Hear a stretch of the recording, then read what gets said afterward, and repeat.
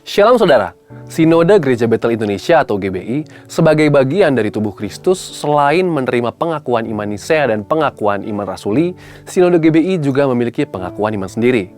Pengakuan iman GBI terdiri dari 12 butir pengakuan yang merupakan ringkasan pokok-pokok kepercayaan dan pengajaran GBI yang bernafaskan Pentakosta. Adapun pengakuan iman GBI versi ringkas adalah sebagai berikut.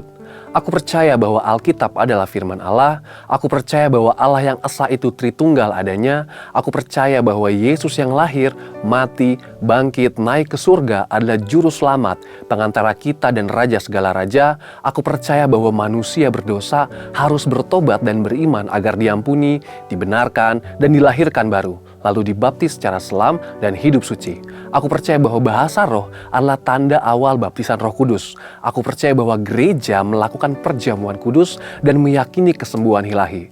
Aku percaya bahwa Tuhan Yesus akan datang kembali, ada kebangkitan tubuh, kerajaan 1000 tahun, hukuman kekal, dan hidup kekal. Dari setiap butir pengakuan iman GBI versi ringkas tadi, kita dapat melihat nafas Pentakostal yang kental, yaitu melalui poin bahasa roh adalah tanda awal baptisan Roh Kudus. Di dalam pengakuan iman GBI versi lengkap, perumusan perihal baptisan Roh Kudus tertulis di butir ke-8 yang berbunyi sebagai berikut. Baptisan Roh Kudus adalah karunia Tuhan untuk semua orang yang telah disucikan hatinya. Tanda awal baptisan Roh Kudus adalah berkata-kata dalam bahasa lidah sebagaimana diilhamkan oleh Roh Kudus. Butir-butir pengakuan iman GBI menunjukkan dengan jelas bukan saja penegasan tentang Tritunggal, tetapi juga karya dari pribadi Allah Tritunggal. Salah satunya adalah karya Allah Roh Kudus, yaitu mengenai baptisan Roh Kudus.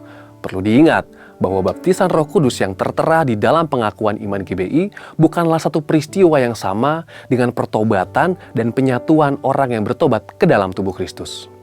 Baptisan Roh Kudus sesungguhnya dimaksudkan untuk memberdayakan orang percaya di dalam sebuah pelayanan dan memberi kekuatan untuk bertahan dalam penderitaan akibat pelayanan yang dilakukannya. Kita dapat melihat hal ini dalam diri Rasul Petrus, seorang pengecut yang menjadi berani bersaksi apapun akibatnya. Atau Rasul Paulus, seorang penganiaya yang menjadi teraniaya karena pelayanannya. Dari sini kita dapat mengambil kesimpulan bahwa baptisan Roh Kudus sangat penting untuk membuat orang percaya dapat melayani tubuh Kristus dengan lebih maksimal. Tentu, hal ini sangat berkaitan dengan penyelesaian amanat agung di akhir zaman ini, di mana kesaksian kita adalah sebuah bentuk penginjilan kepada orang-orang yang belum percaya kepada Kristus. Pengakuan iman Nisea menyatakan hal yang penting mengenai Roh Kudus, yaitu aku percaya kepada Roh Kudus yang jadi Tuhan dan yang menghidupkan, yang keluar dari Sang Bapa dan Sang Anak, yang bersama-sama dengan Sang Bapa dan Sang Anak disembah dan dimuliakan, yang telah berfirman dengan perantaraan para nabi. Pengakuan iman Rasuli pun menyatakan hal yang senada mengenai Roh Kudus, yaitu aku percaya kepada Roh Kudus, gereja yang kudus dan am, persekutuan orang kudus, pengampunan dosa, kebangkitan daging, dan hidup yang kekal. Penempatan Roh Kudus sebagai pribadi yang setara dengan Bapa dan Yesus Kristus tampak dengan kata-kata aku percaya kepada yang mendahului Roh Kudus. Kata-kata yang sama juga tampak kepada Bapa dan Yesus Kristus. Ini menyiratkan bahwa pengagungan dan penyembahan orang-orang yang telah dikuduskan oleh Allah kepada Roh Kudus adalah sama sebagaimana kepada Bapa dan Kristus, yaitu Allah Tritunggal. Pandangan ini sesuai dengan prinsip Pentakostal seperti yang telah kita bahas sebelumnya. Dari penjelasan tadi, maka kita dapat menarik sebuah benang merah bahwa pengakuan iman GBI memiliki keterkaitan erat dengan pengakuan iman Nisea dan Rasuli, di mana pengakuan tentang Allah Tritunggal pun dijabarkan disertai dengan nafas Pentakostal.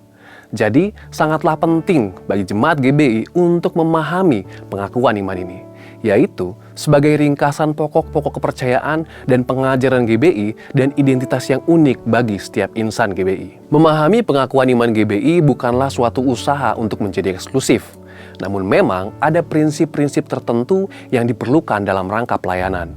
Sehingga kebutuhan suatu sinode untuk menjadikan prinsip tersebut sebagai butir dalam pengakuan imannya adalah perkara yang mendasar. Namun yang harus diutamakan bukanlah perbedaannya, tetapi kesatuan tubuh Kristus di mana dasarnya adalah kasih. Mari kita mengingat nasihat Rasul Paulus di dalam Kolose 3 ayat 14. Di atas semuanya itu, kenakanlah kasih sebagai pengikat yang mempersatukan dan menyempurnakan. Saudara, untuk penjelasan lebih lengkap dari tim teologi kami, silakan untuk membuka link yang ada di atas atau scan QR Code yang tersedia. Tuhan Yesus memberkati.